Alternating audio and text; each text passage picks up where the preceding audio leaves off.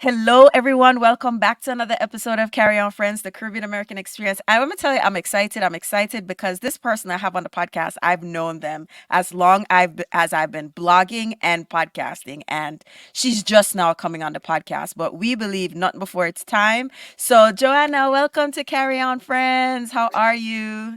Hi, Carrie. Absolutely a pleasure. So, why don't you tell the community of friends a little bit about who you are, Caribbean country you represent, and the work you do?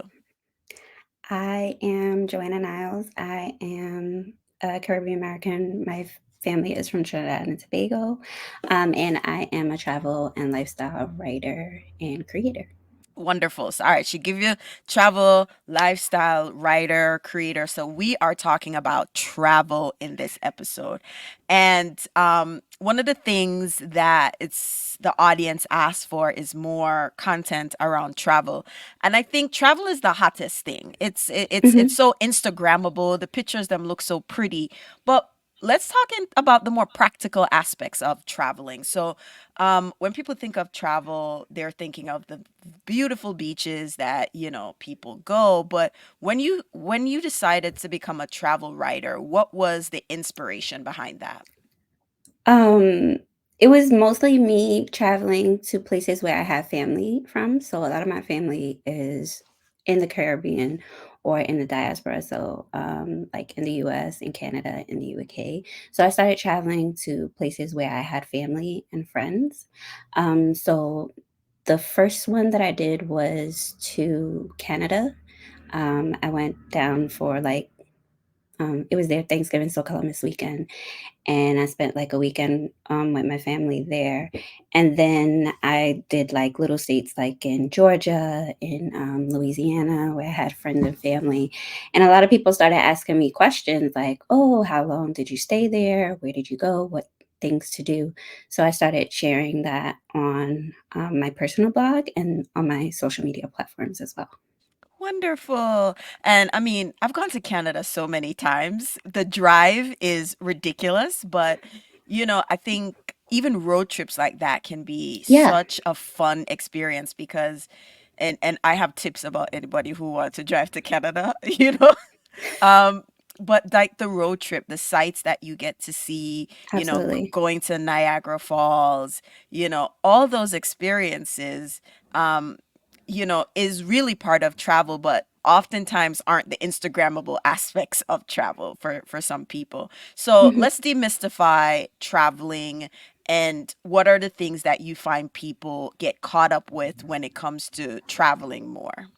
Um, the affordability of travel, the fact that you can travel within your own city and state.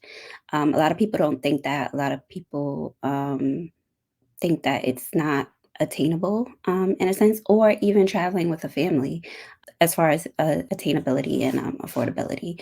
And it's all possible with planning. That's a big thing, planning. And just, making a choice to do it in general, yeah. So for me, I personally feel like there's not enough around traveling with family. Maybe I'm not seeing it, but it's not because then when you think of traveling with family, you think about how many kids, to be honest, most of my kids did a lot of their traveling under the age before they have to start pay for their own plane fare, right? Because it just made sense, especially when you have more than one child.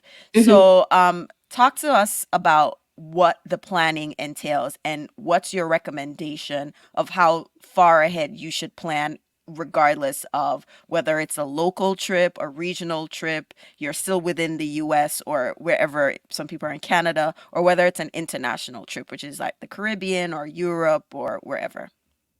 Well, I don't have any kids, but, I do have brothers and sisters that, do travel with their family. They try to make it a priority, especially because travel is big, for us, whether within the US or internationally, when we were younger. So, for the most part, if it's a domestic trip, they like to plan maybe about 6 months to a year in advance. That's way they can do any research. I have friends, like, they have a pool with their kids, like, at the end of the year. They have, like, a hat of different states or different countries, and, they just pull it out of the hat and say, "Okay, this is where we're going next year," and they make a plan that way.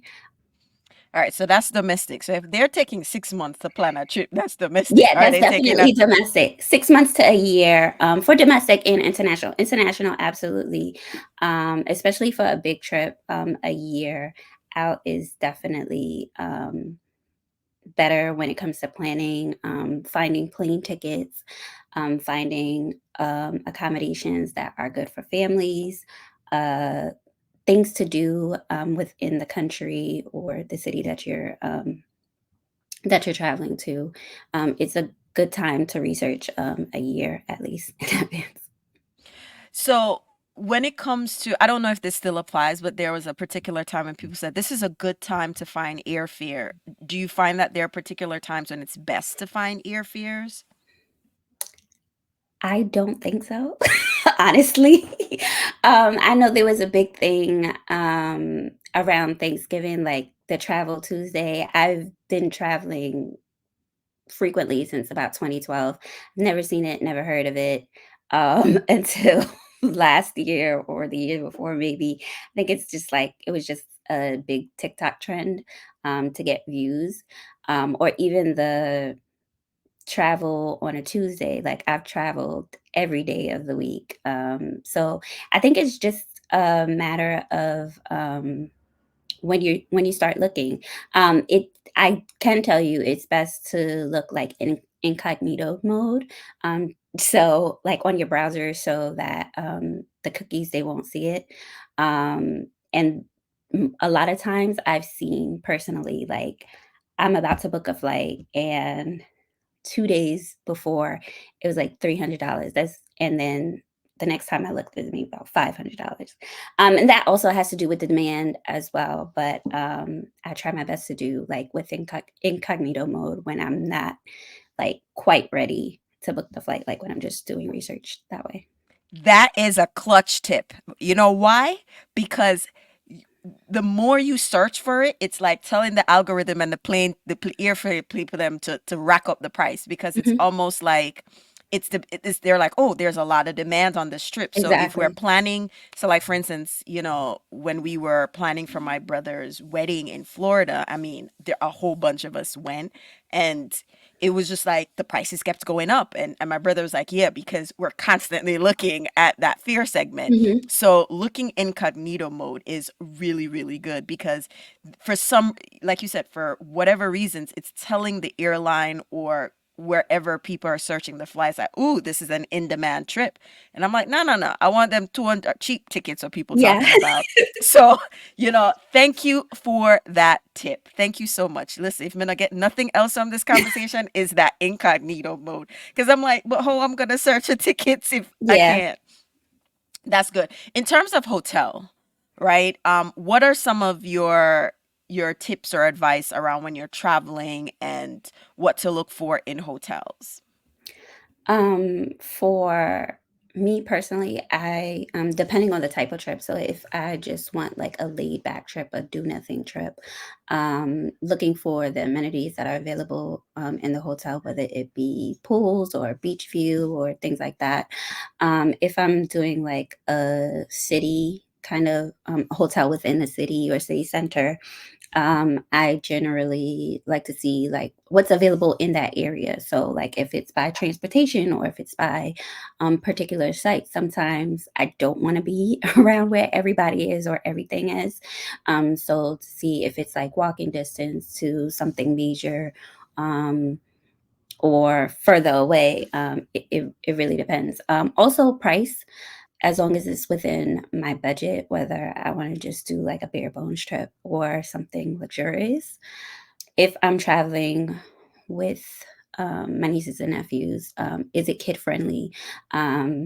If a friend of mine is coming with a pet, is it pet friendly? These are things that I look into when searching for a hotel. And then also reviews from past guests. That's important too. So how you start saving for your trips? Do you have any tips or strategies? I'm just looking for the goodness because I was like, listen, I'm about to tell everybody in this house for our trip, una better start like because we're trying to figure out a trip. So I'm like, listen, una better switch to incognito mode when you're looking for these things. So what about actually saving? Because, money not growing on trees. We're in a very precarious time in the world. We have, at the time of this recording, two wars still are going. And, Mhm. because of that, the impact on, supply and demand across and around the world. So everything is still expensive. So what are some of the tips or strategies you have when it comes to saving or, being intentional about putting some money aside for my travel fund? So one thing that has helped me tremendously is having a separate savings account for travel. So I have like my regular accounts for paying bills, and regular accounts for saving, but have a separate account just for travel. I don't really see it. But before, like, working at the job that I'm in, I put maybe about $25 to $50 away. Um, Obviously, as I switched jobs, like, I was able to put a specific percentage, but yeah, just starting small and it add up. I know a lot of people, they use like high yield savings accounts, or other online accounts, and that has helped them as well. Listen, we're trying to get all the tips so we can level up and travel and experience and just have a good time, like a really good time. I'm about to talk about Wisconsin in a few months because I used to live there and people are very surprised when I used Oh, to live wow. there. Yeah, listen, I used to live there. There's a large Jamaican community there and Milwaukee specifically. And I brought the kids, because it was the last time we were there was for my grandmother's funeral, Mhm. and so the my 5-year-old, he just loved it. He just loved the experience. It was so different. The state fair was happening. There was just like a bunch of things happening, Nice. and it was just I was taking them to things that I enjoyed about Milwaukee when I was living there. And my 5-year-old, whenever he's talking to my mom, I want to come to your house tomorrow. So it's just like it doesn't matter if it's an international trip, it's the experiences that Yes, matter. absolutely. So when you think of experiences, what is like your top 3 memorable experiences of your travel career so far? Oh, man. So top 3, um, well, top for me, and I don't know if this is biased, whatever, Trinidad Carnival, my first Trinidad Carnival. My first carnival ever was in Trinidad. I played mass with, 2 of my cousins. I played juve with a bunch of other cousins, and, like, that was, like, the first time that I think that was my first time going to Trinidad as an adult without my parents or anything like that. So that was a different experience, but also just being in the carnival atmosphere and, like, not really knowing but following them, that was a top experience for me. And we didn't, like, play with a big band, so, like, that was a different experience. Because a lot of people, they feel that you go to Trinidad Carnival, you have to play with Tribe or any of the big bands, and we just went with a small band and we had a good time. We were able to go to like a lot of local events. I was just following them around. So it was great because I was with local people. So, and I think that's a different experience too. Second top, I would say going to Thailand for my friend's 30th birthday. It was a bunch of friends from high school. So I'd known them at the time well over 10, 15 years. It was our first time traveling together, which I don't really recommend, but well, the people that I went with, it was a good vibe all around because like we were just so open. We went with a tour. So a lot of it was organized for us, but we did like things on the side on our own when we had free time. So the tour, they actually had maybe like 2 to 3 days that was free time, do whatever you want. So we did our own thing, and that was fun. So on our free days, we did island hopping in Phuket, and We also did a day at an elephant sanctuary, so that was a really fun experience. And like I said, it was our first group trip. It was the first time all of us had been in Asia. Six Black girls. It was just really really fun. And the third, I want to say, my trip to Cuba was totally disconnected from pretty much everything, but at the same time connected to the people and experiences that I had there. I spent the majority of the time in Havana. But the cool thing about the trip to Cuba was because I'm a part of like a lot of Black travel groups, and a lot of people were going around the same time. So we were able to know what was going on, but we just had to go and see if people were there because like they have internet, but I didn't connect to any of that. I was just like, I'm off vibes. But at the same, like I don't recommend going off vibes if you're like a new traveler. But I was with my cousin. We were able to speak the language. We were able to connect with people that we knew down there that were going around the same time. So um, it was really, really good. It was so much fun. And because like Cuba was, I guess at the time, like my bucket list trip, I always wanted to go. I was just like really, really open. I remember going into a club that was behind a pizza shop and we were just salsa dancing. I told my old coworker, I was like, I was dancing with your uncle. I knew this wasn't his uncle, but it was just so much fun. And it really, really made me want to go again. I haven't since, but I definitely would go again. So on two of those trips, they weren't to English speaking countries. So what is that experience like traveling to a place where English is not the first language? Um, it can be a challenge. Uh, Fortunately for me, when I went to Cuba, um, my cousin, she did like study abroad in Madrid for like a year, I want to say. So, and I did Spanish in public school in New York City. So, it wasn't hard, but it wasn't easy because like there was some disconnect, but one thing that was good, they were learning English, so a lot of the people that we interacted with that was, from there, they were learning English, so we were able to meet in the middle ground. In Thailand, it was with a tour guide. So, on the tour, the guide was able to share, simple greetings with us or phrases with us like hello, where's the bathroom. Some people, they use Google Translate. A friend of mine, she was using Google Translate because she was vegan, so she was able to write on her phone or type on her phone that like these are the types of food that I can't eat, or do you have vegan options, things like that. So Google Translate is helpful when it comes to traveling somewhere where you don't know the language. Also, Duolingo, a lot of people, they learn it, especially if it's like a big trip or like an immersive trip. Um, they'll go to use language tools like Duolingo. Hi. So this is Carry On Friends, the Caribbean American Mhm. experience. So let us spend a little bit more time on the Caribbean experience when it comes to travel.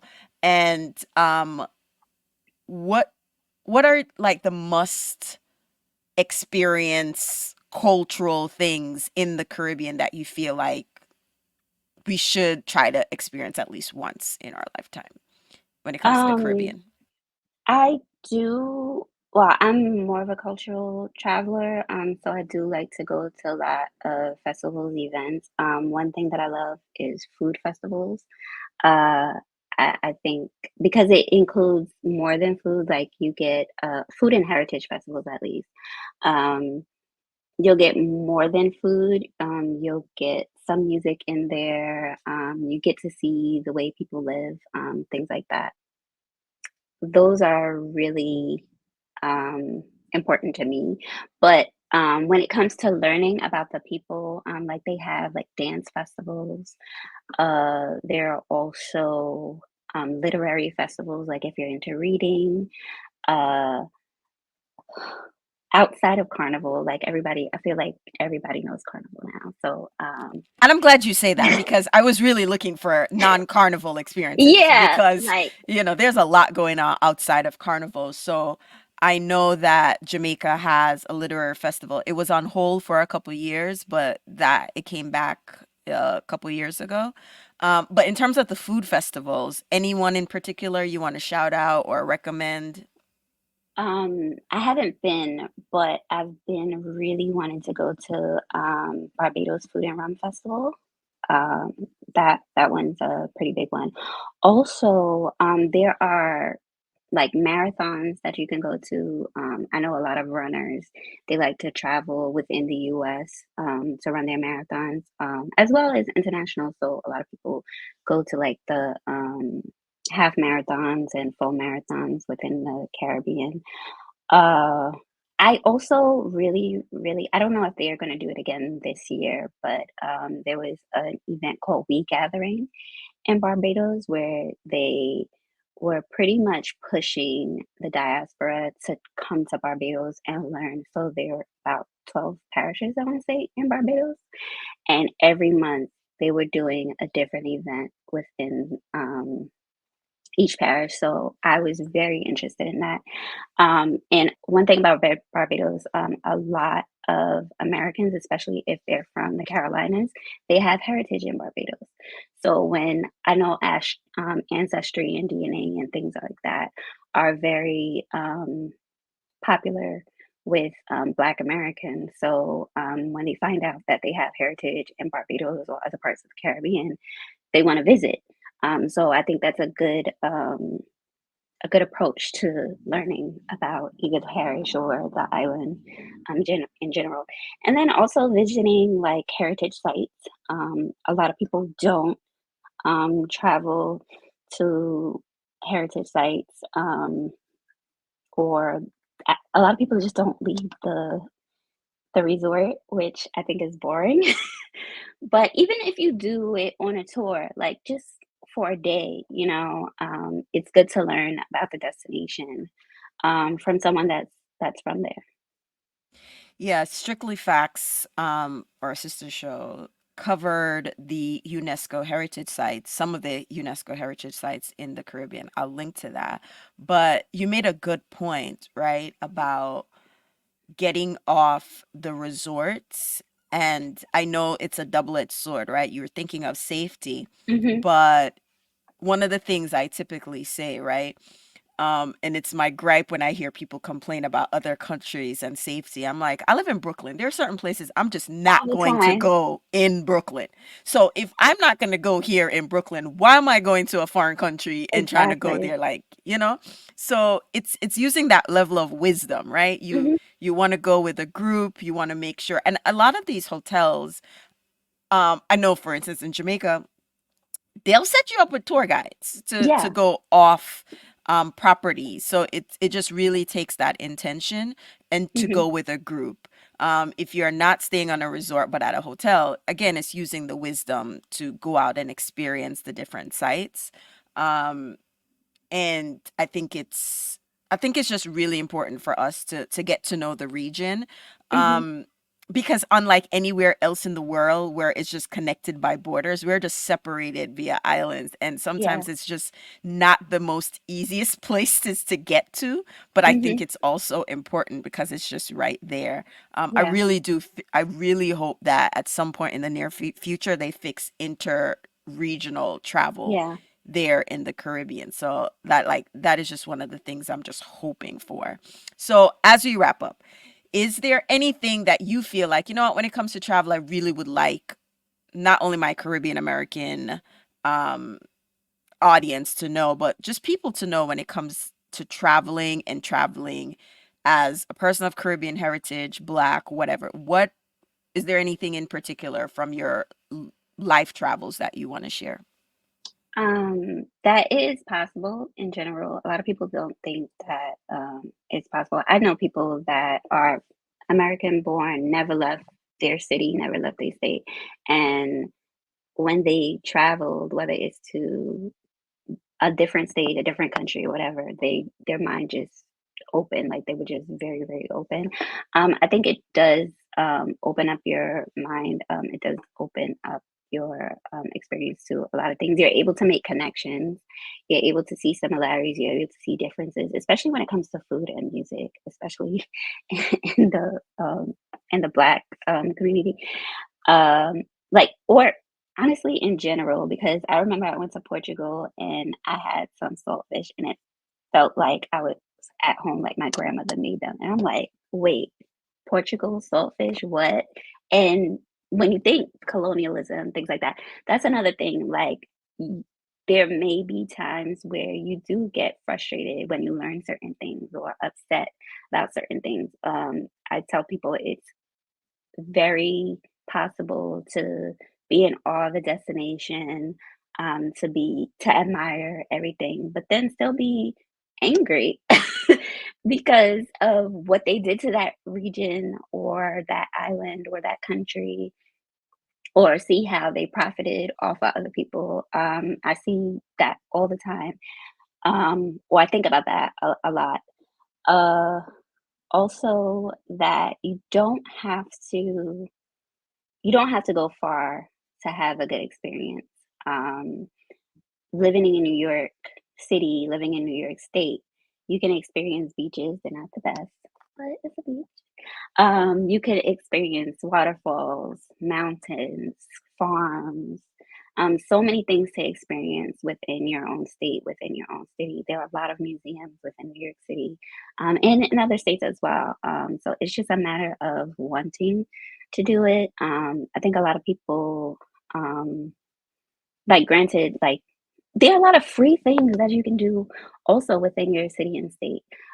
A lot of people don't know that even having a library card gives you access to a lot of things. I know, like, there's a lot of defunding when it comes to libraries, especially nowadays in budgets, but there are free things that are available to you. And then there are also um, things like virtual experiences. I know, like, in the pandemic, there were a lot of virtual museums or virtual tours it's not the same thing, but you're still able to learn about a destination that way. And even through reading, that's the first thing that opened my mind when it came to travel. Just reading books, reading about a destination. Um, yeah. I know we said we was gonna wrap up, but you said a couple things. So I'm like counting on my finger the things.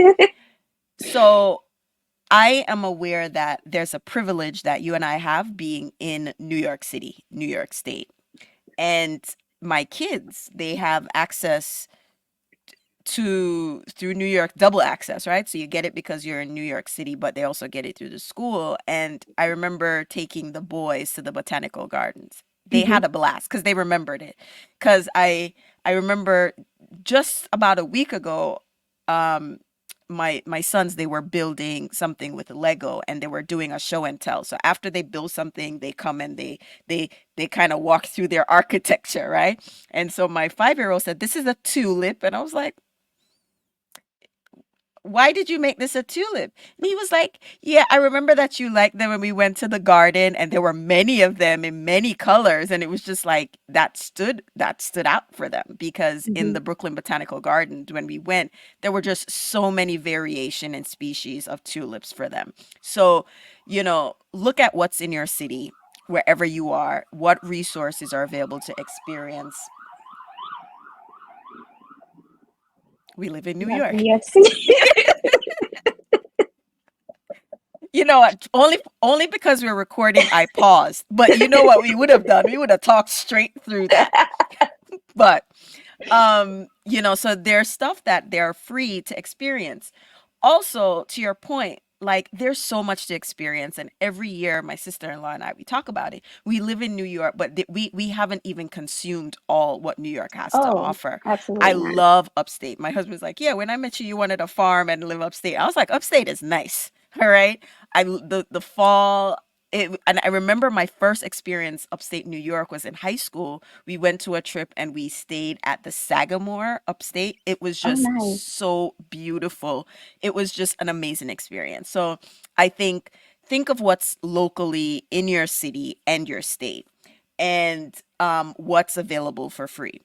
Two, I want to say that social media is great for inspiration, but if you feel like, you know what, I just want to go to Jamaica, I just want to go to St. Vincent, I just want to go to Trinidad, and you go there every year, that is okay too.